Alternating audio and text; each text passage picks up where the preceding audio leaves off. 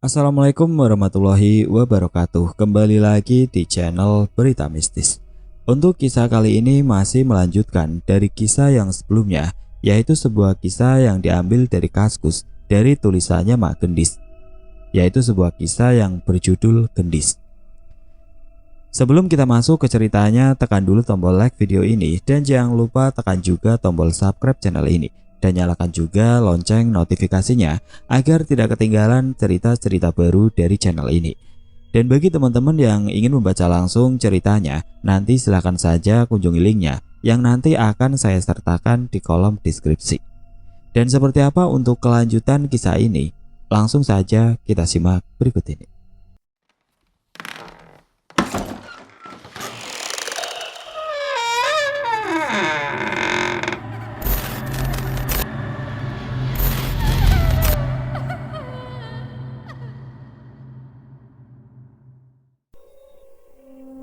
Malam itu aku lalui dengan perasaan tidak tenang. Rasanya begitu sulit bagiku untuk memejamkan mata. Aku bersikap waspada karena takut kalau makhluk yang dinamakan Big Monkey oleh Gendis akan datang kembali meneror keluargaku. Lengkingan suara kokok ayam jago tetanggaku berhasil membangunkanku yang sedang tertidur pulas. Dengan mata yang terasa begitu berat, aku melirik ke samping kananku. Tampak Gendis dengan nafas teratur sedang tertidur pulas sambil memeluk guling kesayangannya. Sedangkan suamiku sudah tidak kelihatan lagi batang hidungnya. Sepertinya Mas sudah bangun terlebih dahulu. Aku merenggangkan otot leher yang terasa kaku dan berat akibat teror yang terjadi semalam. Aku bersyukur teror semalam tidak berkelanjutan, sehingga aku bisa memejamkan mataku walau hanya sebentar. Dengan rasa malas, aku mengangkat tubuhku dan bangun dari kasur. "Pagi sayang," sapa suamiku saat melintasi ruang TV. "Oh," sautku singkat. "Susah tidur, mukanya kok kusut begitu?" goda Mas sambil mengunyah roti coklat yang tampak sedikit belepotan di ujung bibirnya. Aku tidak menjawab ucapan suamiku. Aku terlalu letih untuk bercanda. Dengan langkah gontai, aku segera melangkah ke kamar mandi untuk menyegarkan tubuhku. Tanpa butuh waktu lama, aku segera bergabung dengan suamiku di ruang TV. "Nah, gitu dong, kan jadi enak dilihatnya," gurau Mas sambil tertawa kecil. "Kamu enak Mas, semalam tidak merasakan apa yang aku rasakan. Mas baru terbangun ketika mendengar suara ledakan. Coba posisi kita dibalik, pasti kamu juga bakal susah tidur seperti aku," sungutku sambil mencibir ke arah suamiku. Iya, sudah jangan dibahas lagi. Yang penting semalam keluarga kita aman. Mah, tolong diingat pesan Mas. Kalau Mas tidak ada di rumah, jangan pernah menerima tamu. Dan Gendis, jangan pernah lagi bermain ke arah kali. Tolong camkan itu baik-baik," nasihat suamiku sambil menyerahkan secangkir teh manis hangat ke hadapanku. "Iya Mas." Segera aku seruput teh melati favoritku. Lumayan, aroma melati yang segar mampu membuat rileks pikiranku. "Mengenai peristiwa semalam, Ima tidak usah cerita ke tetangga. Anggap saja tidak pernah terjadi apa-apa." "Iya, tenang saja. Lagian aku mau cerita ke siapa?" "Ya sudah, kalau begitu Mas berangkat kerja dulu. Jaga dirimu dan Gendis baik-baik. Kalau ada apa-apa, langsung kabari Mas," ujarnya seraya mengecup kepalaku dengan penuh cinta. "Baik Mas." Aku pun mengantar suamiku sampai pekarangan halaman rumah. "Hati-hati di jalan Mas," seruku sambil melambaikan tangan. Mas tersenyum manis ke arahku dan mulai menjalankan kendaraannya. Mama. Terdengar tangisan Gendis dari dalam kamar memanggil-manggil namaku. Dengan terburu-buru aku segera menutup gerbang dan berlari menuju ke kamar.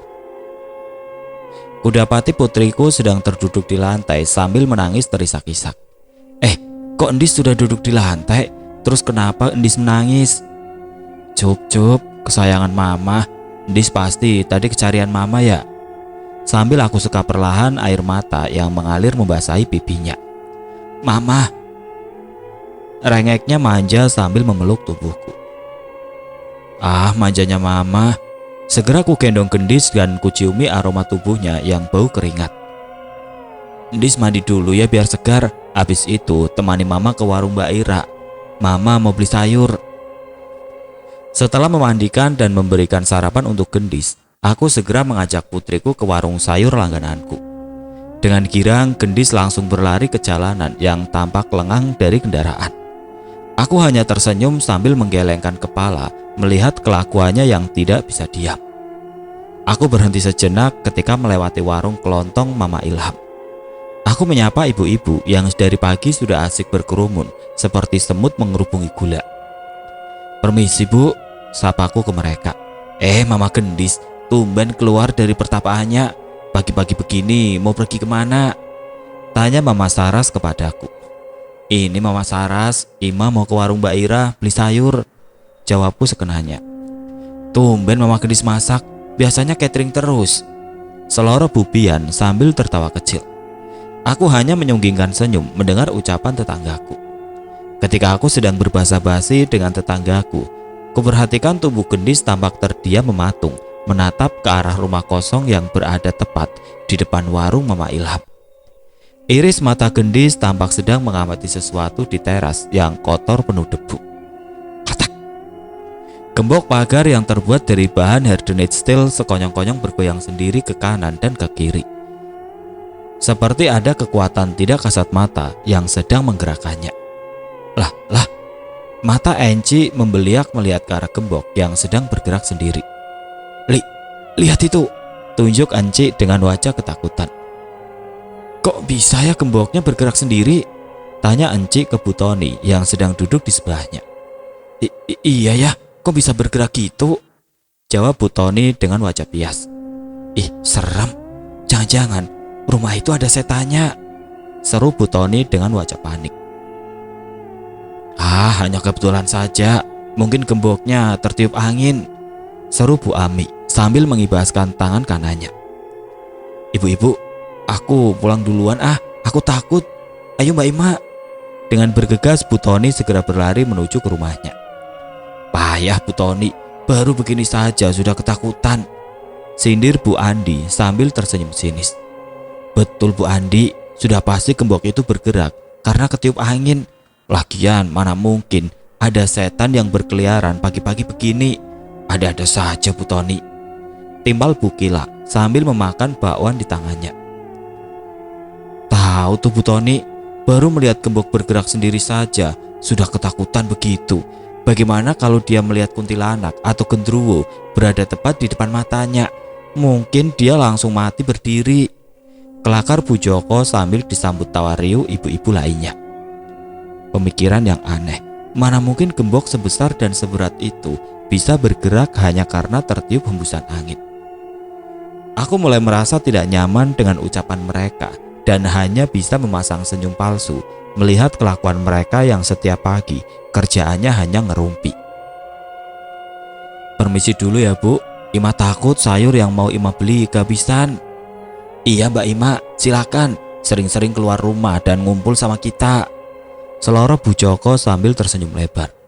Aku membalas ucapannya dengan tersenyum tipis. "Ayo Dis, kita ke warung Mbak Ira," sambil kurai tangan anakku yang terasa begitu dingin. Putriku langsung memalingkan wajahnya dari rumah kosong yang auranya tampak begitu redup. Mungkin karena sudah terlalu lama tidak ditempati, aura rumah itu menjadi kurang bersahabat sehingga menarik perhatian beberapa makhluk halus untuk menempatinya. "Dis, tadi siapa yang mainin gembok di rumah itu?" tanyaku sambil menggandeng tangan putriku. "Itu mah," gumamnya. "Itu siapa Dis?" Namun tidak ada sepatah kata pun yang meluncur dari bibirnya yang tipis. Gendis tampak cuek dan asik mengamati lingkungan sekitarnya. Mungkin di mata putriku, makhluk astral penunggu rumah kosong itu tidak begitu penting. Hanya sesosok tidak kasat mata yang berusaha menarik perhatian atau mengajak anakku berkenalan.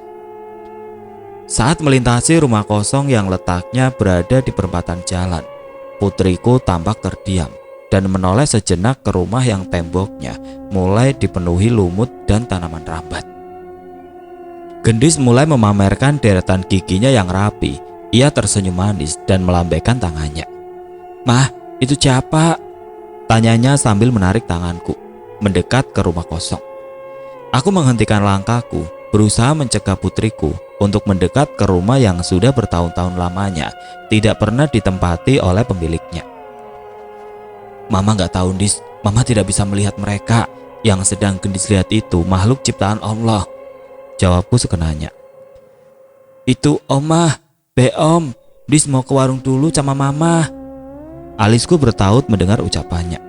Om, makhluk apalagi yang sedang dilihat oleh mata ketiga putriku?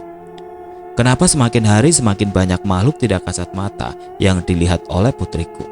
Apa hal ini tidak akan menjadi masalah jika di kemudian hari putriku masih belum bisa mengendalikan indera keenamnya?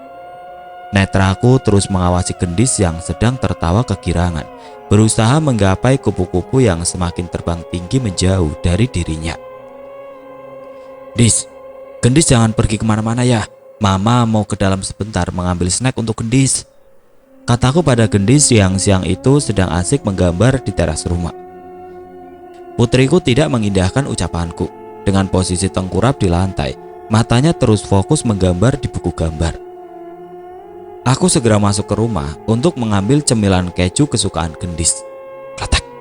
Terdengar suara pintu gerbang dibuka. Aku terdiam mempertajam indera pendengaranku. Hening, tidak terdengar suara apapun. Kok tadi aku seperti mendengar suara gerendel pintu gerbang dibuka? Atau aku salah dengar? Pikirku tanpa menaruh rasa curiga sedikit pun. Bisa jadi suara itu berasal dari gerbang rumah Mbak Kirana, pikirku sambil menutup lemari yang berisi penuh dengan cemilan favorit putriku. Aku segera berjalan menuju ke teras sambil membawa snack kegemaran Gendis. Dis, kudapan kesayangan Dis datang, teriakku dari dalam rumah. Aku terperangah, jantung dan darahku berdesir cepat tatkala melihat pintu gerbang kecil yang tadinya tertutup rapat sekarang sudah menganga terbuka lebar. Tanganku gemetar sehingga menjatuhkan snack yang berada dalam genggamanku. Makanan kesukaan Gendis pun langsung berhamburan di lantai. Namun aku tidak memperdulikannya. Aku segera berlari ke teras untuk melihat keadaan putriku. Astagfirullah, teras tampak kosong. Pandanganku terasa nanar dan pikiranku menjadi blank. Anakku sudah tidak berada di tempatnya, hanya ada buku gambar dan pensil warna yang tampak berserakan di lantai. Siapa yang sudah membuka pintu gerbang rumah? Tidak mungkin Gendis bisa menjangkau dan membuka grendel pintu yang begitu berat. Atau mungkin ada maling anak yang diam-diam menyelinap masuk ke rumah dan menculik anakku. Segera aku tepis semua pikiran buruk yang mulai bermunculan di benakku. Aku harus berpikir positif. Aku harus yakin bisa menemukan putriku kembali. Dengan bertelanjang kaki, aku segera lari keluar rumah. Panas terik di tengah hari bolong membakar jalanan beraspal. Tidak aku pedulikan rasa panas yang mulai membakar telapak kakiku. Seperti orang linglung, aku terus berlari mencari putriku. Dengan nafas terengah-engah, aku mengamati setiap sudut jalanan, berusaha mencari sosok tubuh anakku. Namun aku tetap tidak dapat menemukan Gendis. Putriku seperti raib ditelan bumi. Jalanan yang biasanya ramai, siang itu tampak begitu lengang dan sepi. Tidak tampak seorang pun di sana yang bisa aku tanya perihal menghilangnya putriku. Dadaku sesak menahan tangis, kepalaku mulai terasa berat, duniaku terasa berputar cepat, dan semua tampak mulai gelap. Aku segera bersandar dan berpegangan di pagar rumah tetanggaku. Dengan nafas kembang kempis, aku berusaha mempertahankan kesadaranku yang mulai memudar. Rasanya saat itu aku ingin menjerit dan berteriak sekencangnya memanggil nama Gendis. Namun lidahku terasa keluh. Ya Allah, kemana perginya anakku? Air mata mulai mengenang di sudut mataku. Ya Rob, kalau sampai terjadi sesuatu yang buruk pada diri putriku, aku tidak mungkin bisa memaafkan diriku, sesalku dalam hati. Pikiran buruk mulai menggelayut memenuhi benakku. Terlintas di pikiranku kalau Gendis menuju ke arah kali dan tercebur ke dalam arusnya yang begitu deras. Tidak mungkin Gendis menuju ke kali. Gendis anak yang pintar. Dia pasti paham akan nasihatku untuk menjauh dari kali. Putriku tahu kalau di kali ada Big Monkey yang harus ia jauhi. Aku menolak mentah-mentah pikiran negatif yang berusaha menguasai diriku. Aku memejamkan mata dan berusaha mengatur nafas. Aku harus tetap tenang dan berpikir jernih. Menimbang ke arah mana perginya putriku, aku harus berpikir, seandainya aku yang berada di posisi Gendis, maka arah mana yang benar-benar menarik perhatianku. Saat ini aku benar-benar bergantung pada intuisiku sebagai seorang ibu. Ya Allah, tolong bantu Imah untuk menemukan Gendis. Samar-samar hatiku berbisik menyuruhku untuk berlari ke arah kanan. Secepat kilat aku segera berlari menuju ke arah yang ditunjukkan oleh hatiku, sambil berharap cemas agar segera dapat menemukan putriku secepatnya. Ya Allah, tolong bantu Imah menemukan Gendis. Jangan biarkan hal buruk menimpa putriku, doaku dalam hati. Baru saja aku akan melewati pertigaan di komplek perumahan. Mataku seperti dipaksa untuk menoleh ke arah kiri. Di tengah teriknya sinar matahari, samar-samar iris mataku menangkap sosok tubuh Gendis yang berbalut setelan kaos dan celana pendek berwarna merah muda. Kulihat putriku tidak mengenakan alas kaki sama sekali, dan saat ini dari kejauhan ia sedang berlari ke arahku. Wajahnya terlihat ceria, tidak ada rasa takut terpancar dari wajahnya. Anakku nampak baik-baik saja sampai bola mataku menangkap sesuatu yang janggal. Tangan siapa yang sedang digenggam oleh anakku? Kulihat tangan kiri Gendis tampak seperti sedang menggandeng sesosok yang tidak terlihat wujudnya. Sesekali putriku mendongak ke arah kiri sambil tersenyum dan tertawa cekikikan. Sosok tidak kasat mata itu tampaknya sedang mengajak putriku bercanda. "Gendis!" teriakku memecah kesunyian di siang bolong. Masa bodoh kalau tetanggaku ada yang merasa terganggu karena mendengar teriakanku yang sangat kencang. Hatiku begitu diselimuti rasa gembira karena dapat melihat wajah putriku kembali. Aku mengucap puji syukur kepada Allah karena telah menjaga dan memberikan keselamatan untuk putriku tercinta. Tanpa berpikir panjang, aku segera berlari secepatnya menghampiri Gendis. Begitu jarak kami sangat dekat, segera kurangku tubuh anakku dan ku dekap erat. Rasanya aku tidak ingin melepaskan pelukanku sedetik pun. Setiap detik bersama putriku terasa begitu berharga. Tubuhku terasa lemas tidak berdaya. Pelukanku merosot ke jalan dan aku duduk bersimpuh di jalanan yang siang itu begitu terasa panas membara. Tidak aku hiraukan pakaianku yang terlihat kumal dan kotor karena terkena debu jalanan. Aku mulai menangis sesegukan, meluapkan perasaanku. "Gendis, kamu dari mana, Nak?" tanyaku sambil meneliti wajah dan sekucur tubuh putriku. Aku berusaha memastikan kalau kondisi Gendis baik-baik saja. Alhamdulillah tidak aku temukan sedikit pun bekas luka ataupun lecet di sekucur tubuhnya. Gendis menatap mataku dengan wajah tanpa dosa dan ia mulai tersenyum. Senyumannya seperti penawar dahaga, begitu meneduhkan jiwaku. Indra penglihatanku mengamati tangan Gendis yang masih menggandeng tangan makhluk dari dimensi lain. Terima kasih banyak karena telah menjaga dan membawa putriku kembali ke sisiku," bisiku lirih sambil mengamati udara hampa di sisi putriku. Perlahan tangan kiri Gendis mulai melepaskan sesuatu dari genggamannya. Ujung mata putriku mendongak dan mengerling ke arah makhluk gaib yang telah menuntunnya untuk kembali kepadaku. "Baik, Bu," senyum putriku tulus. "Ibu lagi?" desisku penuh tanda tanya. Namun saat itu tidak aku pedulikan perihal tentang ibu. Hatiku terlalu membuncah kegirangan karena Gendis sudah kembali ke pelukanku. "Gendis, tolong maafin keteledoran Mama ya, Nak. Maafin Mama ya, Dis," isaku sambil terus menciumi wajahnya yang bau terik sinar matahari. "Tolong janji sama Mama, Gendis tidak akan pernah keluar rumah sendirian lagi tanpa pamit sama Mama." Suara tangisku akhirnya meledak. "Dis, kalau tadi sampai Gendis kenapa-napa, Mama bisa gila, Nak." Jeritku tertahan sambil terus bersimpuh di hadapan putriku. Mungkin kalau saat itu ada orang yang melintas dan melihat kelakuanku, mungkin mereka akan berpikir kalau aku ini orang gila. Ya, aku bisa gila kalau sampai kehilangan putriku satu-satunya. Aku menangis sejadi-jadinya meluapkan rasa sesak di dadaku saat ini. Aku terus merutuki sifat cerobohku yang mungkin saja bisa berakibat fatal bagi putriku tercinta. Harusnya sebagai seorang ibu, aku bisa lebih waspada lagi, tidak teledor seperti tadi meninggalkan anakku sendiri di teras tanpa mengunci pintu pagar. Gendis hanya terdiam melihat aku menangis histeris. Mungkin putriku heran melihat aku yang terus mengucurkan air mata sambil terus memeluk dan menciumi seluruh wajahnya. "Mama," ucapnya sambil mengusap lembut air mataku. "Maafin Dis ya, Ma." "Enggak, Dis. Gendis enggak salah. Mama yang salah, Nak. Mama sudah lalai menjaga kamu." Sambil terus kuciumi wajahnya. "Sekarang Gendis pulang ke rumah ya sama Mama."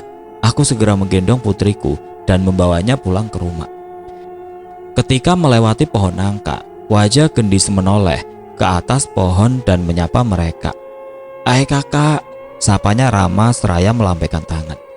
Aku tidak memperdulikan celotehan Gendis. Saat ini aku terlalu letih jika harus berusaha memahami apa yang putriku lihat. Dengan mata sembab, aku terus menggendong Gendis dan melangkah memasuki rumah.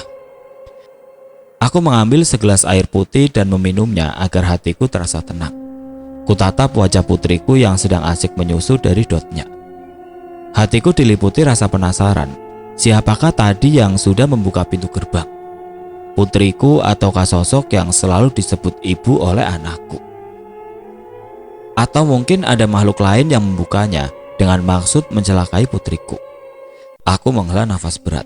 Semakin dipikirkan, semakin membuat kepala pusing.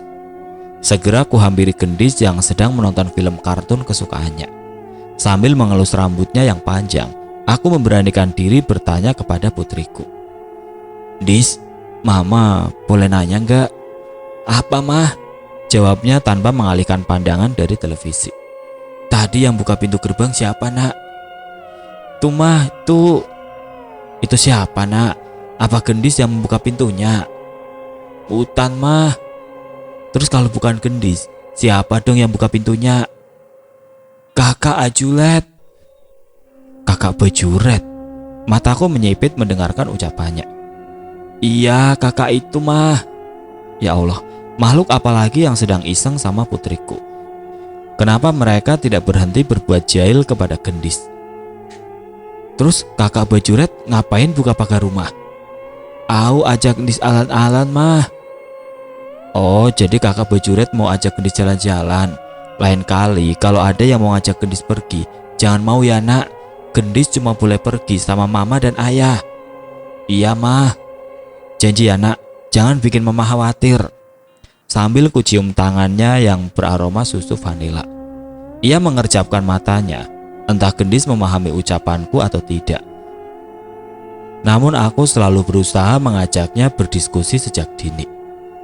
Sekarang aku sudah bisa menarik benang merah. Ternyata yang membuka pintu pagar adalah kakak berbaju merah. Mungkin niatnya hanya ingin mengajak putriku berkeliling atau pergi ke tempat yang jauh. Namun sepertinya rencana makhluk itu tidak berhasil karena sosok ibu langsung muncul dan segera membawa putriku pulang. Pikirku dengan tatapan menerawang. Aku segera mengambil ponselku yang tergeletak di meja. Dengan tidak sabar, aku ingin segera menceritakan peristiwa yang baru saja terjadi ke suamiku. Nomor teleponnya terdengar sibuk. Aku segera mengurungkan niatku menelpon suamiku. Mungkin sebaiknya aku menceritakan kejadian ini setelah Mas tiba di rumah. Aku mulai merebahkan tubuhku di atas karpet yang empuk. Hembusan AC di ruang TV terasa begitu sejuk, membuat kelopak mataku perlahan meredup. Aku segera memutar aplikasi musik di ponsel untuk menemaniku beristirahat. Sayup-sayup, suara merdu Tisha Yearwood yang sedang melantunkan lagu mengantarkanku ke alam mimpi. Suara klakson mobil yang kencang mengagetkanku. Aku membuka mata dan melirik ke sofa. Putriku masih tetap berada di posisinya dan sedang tertidur lelap. Wajahnya terlihat begitu damai dan letih.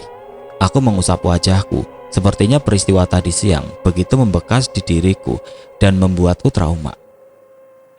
Tiba-tiba aku berubah menjadi paranoid kalau melihat Gendis tidak berada di sampingku. "Siapa sih yang mengklakson kendaraan sekencang itu?" gerutuku kesal. Dengan semboyongan aku berjalan menuju ke ruang tamu dan mengintip melalui celah jendela. Ternyata suamiku. Tumben jam segini mas udah pulang.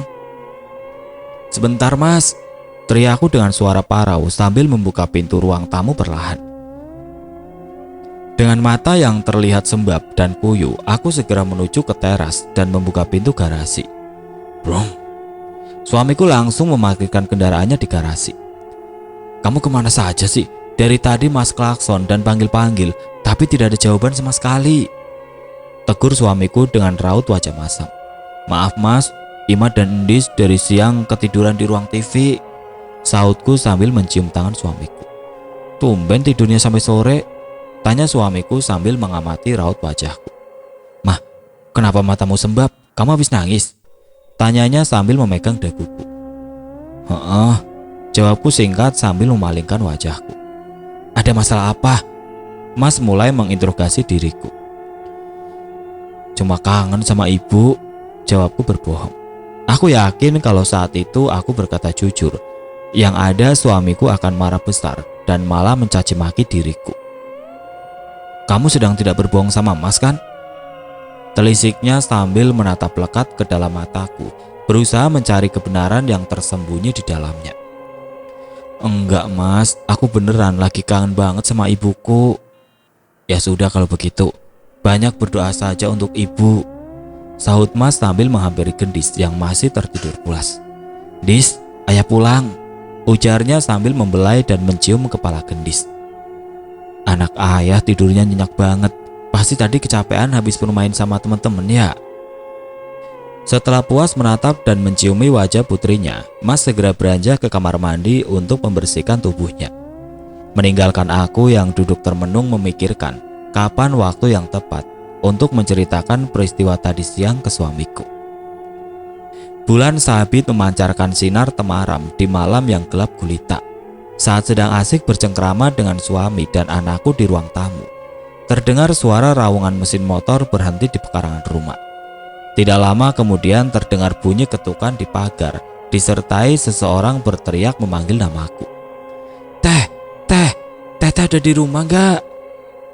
Mah, itu suara adikmu, tumben malam-malam begini, Aan datang ke rumah. Aku juga kurang tahu mas, mungkin kebetulan dia lagi lewat daerah sini, makanya sekalian mampir. Jawabku sambil melihat ke arah pelataran rumah. Masuk saja Aan, gerbangnya gak Teteh kunci kok. Jawabku sambil berteriak dari dalam rumah. Ya sudah Aan masuk ya teh. Kletek, bunyi suara pintu pagar dibuka.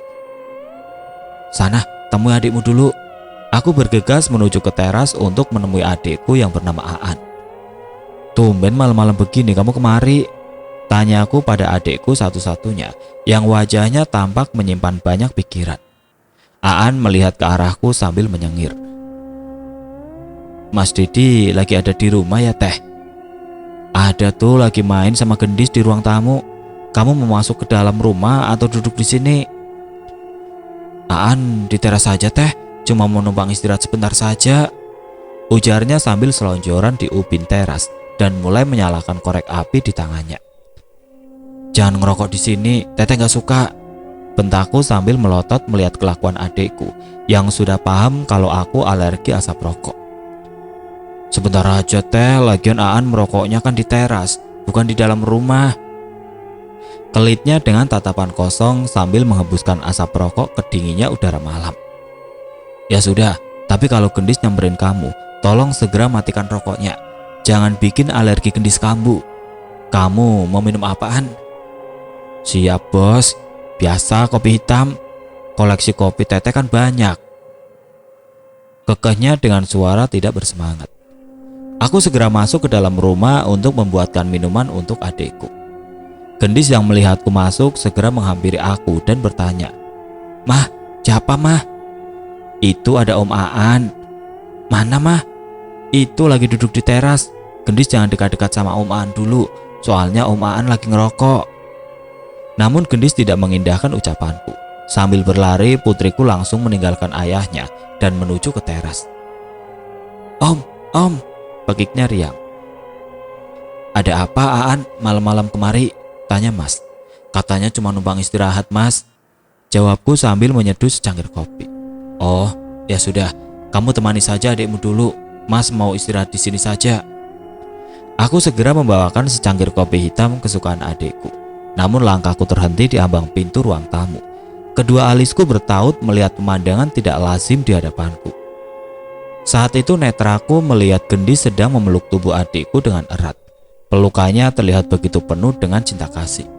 Sesekali tangan putriku nampak menepuk-nepuk bau Aan, seakan berusaha memberikan semangat kepada adikku. Tatapan mata Gendis juga tidak seperti biasanya. Matanya menatap teduh ke dalam mata adikku, dan jemari mungilnya beberapa kali terlihat mengusap lembut kepala Aan yang rambutnya terlihat lepek basah terkena keringat. Kuperhatikan raut wajah Aan tampak keheranan mendapat perlakuan seperti itu dari keponakannya. Teh, Gendis kenapa nih? Tanya Aan dengan sorot mata tidak percaya. Aku tidak menjawab pertanyaan adikku. Aku terus mengamati perilaku Gendis yang malam ini tampak seperti orang dewasa. Perlakuan Gendis ke Aan layaknya seperti kasih sayang seorang ibu kepada anaknya. Om Aan, seru Gendis sambil terus membelai lembut kepala adikku. Apa? Gendis kenapa dari tadi meluk dan nepuk bau Om Aan? Tanya adikku penuh rasa ingin tahu. Om, cabal ya, cabal. Seru Gendis sambil memeluk adikku dengan hangat. Perlahan Gendis melepaskan pelukannya dan mencium kening adikku. Ia menatap teduh dan tersenyum penuh cinta kasih ke omnya. Cabal ya om, ujarnya sambil segera berlari masuk ke dalam rumah. Teh, kenapa sikapnya Gendis aneh banget? Aan sampai merinding seru adikku sambil memperlihatkan bulu tangannya yang meremang. Aneh gimana? Aku balik bertanya sambil menyerahkan segelas kopi ke adikku. Nggak tahu, Aan merasakan sikap Gendis itu seperti mama. Anaknya Teteh seperti tahu kalau perasaan Aan sedang kalut, ujar adikku sambil menggaruk kepalanya. Emangnya kamu lagi ada masalah? Iya, Aan lagi ada masalah di kerjaan, makanya Aan kemari, sahutnya dengan tatapan mengawang. Asli, anak Teteh serem. Gendis masih kecil, tapi sikapnya dewasa banget. Apa mungkin Gendis bisa merasakan apa yang saat ini sedang Aan rasakan? Teteh nggak tahu Aan. Teteh juga heran melihat sikap Gendis malam ini. Suasana menjadi hening. Aku mengambil kursi hijau dan duduk di teras sambil mengamati adikku yang tampak lusuh tidak terawat. An, kamu sudah makan malam belum? Suara Mas mengagetkanku. Aku menoleh. Mas ternyata sudah berdiri di belakangku. Sudah Mas Dedi, tadi sebelum kemari Aan sudah makan di jalan, jawab adikku berbohong. Mah, kamu segera ganti pakaian, kita makan di luar, ajak Mas sambil memanasi kendaraannya. Memangnya kita mau makan di mana Mas? Lihat saja nanti, sana cepat ganti bajumu. Aku bergegas menuju ke kamar untuk berganti pakaian. Tidak lama kemudian aku segera kembali ke teras bergabung dengan mereka. An, ayo ikut makan malam, pinta Mas. Awalnya adikku menolak, mungkin ia merasa malu. Namun Mas bersikeras memaksa adikku untuk ikut. Apalagi Gendis terus bergelayut manja di pangkuan omnya. Akhirnya adikku mengalah dan memutuskan pergi bersama keluargaku. Aku mengamati dari balik kaca spion mobil. Sepanjang perjalanan Gendis terus menatap dan mengusap lembut pipi adikku. Sikap Gendis yang tidak seperti biasanya membuat adikku salah tingkah. Mah, Aan, bagaimana kalau kita makan di bakso enak? Suamiku menyebutkan salah satu tempat makan yang selalu dipadati pembelinya. Terserah Mas Dedi, Aan mah ikut saja, jawab Aan sekenanya. Memangnya makanan di situ enak Mas? Tanyaku penasaran. Mas juga belum pernah makan di situ, makanya malam ini kita coba, oke? Setahu Aan sih tempat makan itu ramai terus teh. Bahkan dari pukul 7 pagi sudah banyak kendaraan dan orang yang mengantri. Padahal tempat makannya baru dibuka jam 9. Kalau tidak enak, ngapain juga banyak orang yang makan di situ? Sahut adekku sambil tertawa geli. Tapi tempatnya nyaman gak? Kalau penuh sesak sama pengunjung, pasti hawanya gerah. Gendis gak akan suka, dia pasti rewel. Tenang teh, tempatnya luas dan nyaman. Kalau Gendis rewel, biar nanti Aan yang gendong Gendis. Oke Dis? Adikku memberikan tangannya untuk tos. Gendis langsung menyambutnya dengan high five, disertai tawa cekikikan kegirangan.